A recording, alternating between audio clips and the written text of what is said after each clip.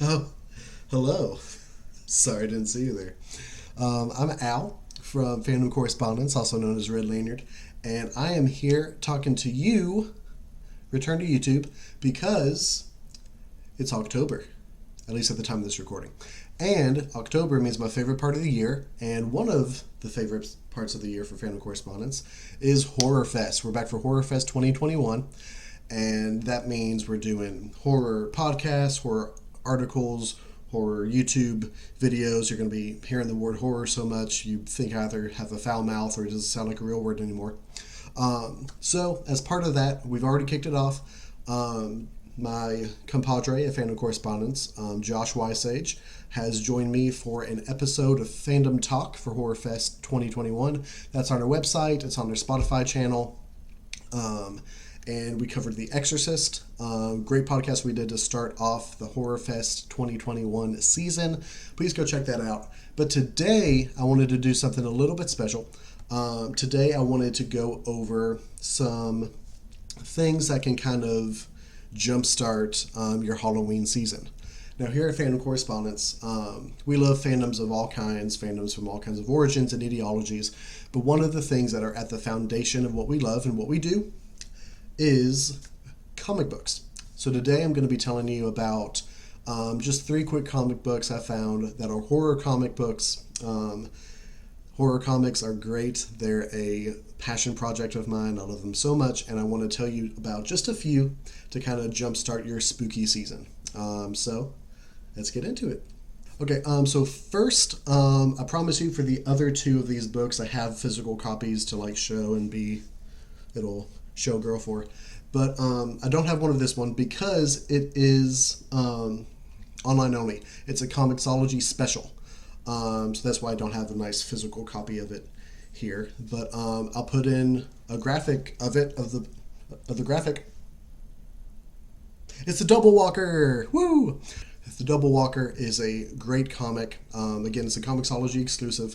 It's written by terrific comic book writer Michael Conrad, and the art is done by terrific comic book artist Owa Bailey. They've teamed up for this great comic that really uses an underutilized kind of source of horror, and that is Scottish folklore. So the Double Walker is about, without spoiling too much, a couple who goes to Scotland on vacation, and they encounter the Fae folk of Scotland.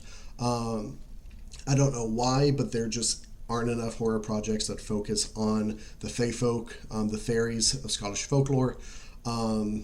If you think fairies are just kind of chill kind of dudes, you know, they go and make cookies and help small business owners with their shoes. Might be thinking of elves.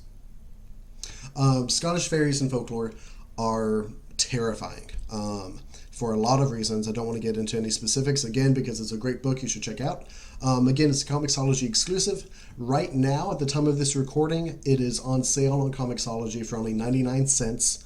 If you're really strapped for cash, I know times are tough. You can also read it for free through Amazon Kindle, but I do encourage everybody to purchase it if you're able to, just because it's always good to support the comic book creators. Now, full disclosure, so Michael Conrad is a friend of the show. He's been on Fandom Talk, the Fandom Correspondent podcast before. So full disclosure there, we do have connections to him, but to be totally honest, I'm not just plugging this because we happen to know the guy who wrote it. The Double Walker is a great horror comic. Again, you don't see a lot of horror projects utilize folklore from Scotland. So it's really unique. It's really cool. So I definitely encourage everyone to check it out. Again, free on Amazon Kindle. If you can spare the cash, please support the artist and the writer directly on Comixology. Now, the second one we're going to talk about, I have a physical copy of this one, so don't worry, for those of you who are visual learners.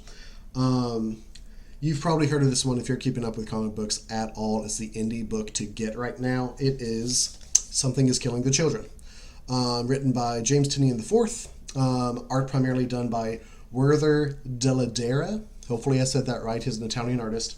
Something is Killing the Children. I mean, as I said, it's the indie book to get right now.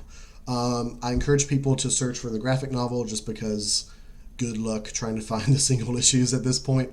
Some of the biggest comic book hounds I know have failed to find any of the single issues, especially within the first 6 of them.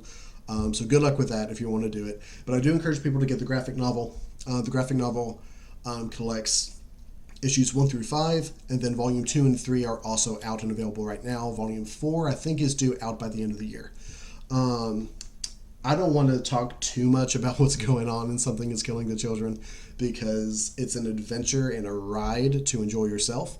But think of it as kind of a contrast to what's going on in the last book I talked about, Double Walker.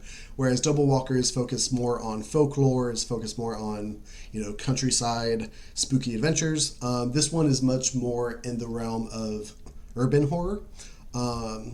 So think more, vibes of People Under the Stairs, vibes somewhat of the Candyman, a little bit Stranger Things kind of feelings here as well. I can't talk up this book enough. This book is awesome. It's won awards. It is the indie book to get on the shelves right now. If you catch up on volumes, you may even want to go ahead and start subscribing to the issues. It's that good. I endorse it hugely. Great job. All right, the last book I want to talk about is way more of a mainstream pick. If you've kept up with comic books over the last 10 years, you'll know that one of the most popular runs that came out of the New 52 was the Batman run by Scott Snyder and Greg Capullo. So with that, I want to recommend for your spooky season, Volume 3 of that run, which is Batman, The Death of the Family. Death of the Family, look at the art, dude. That's just a guy's face.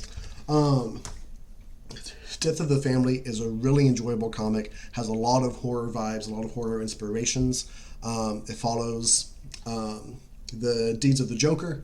I don't want to go again into too many spoilers, but obviously it's a direct reference to Death in the Family, the 1980s storyline with Jason Todd.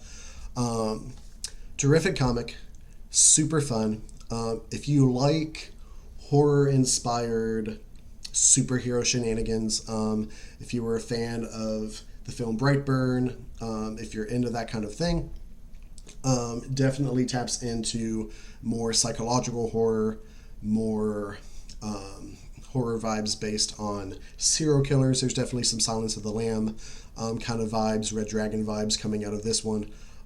So if you're into that, I would jump in. It's just fun, man. It's Scott Snyder. You can't go wrong with just about anything by Scott Snyder. So I really encourage everyone to pick that up. If you don't already have it, I know that's much more of a mainstream pick. But if you all enjoy this video, let me know. I can do some more indie third-party picks later on in the month if you're interested. Okay, so that is the 3 comic books I recommend to start off your spooky season. Again, if you like this video, if you're a fan of this idea, then let us know either in the comments below. You can hit us up on our Fandom Correspondents website, Fandom Correspondents on Twitter and Instagram.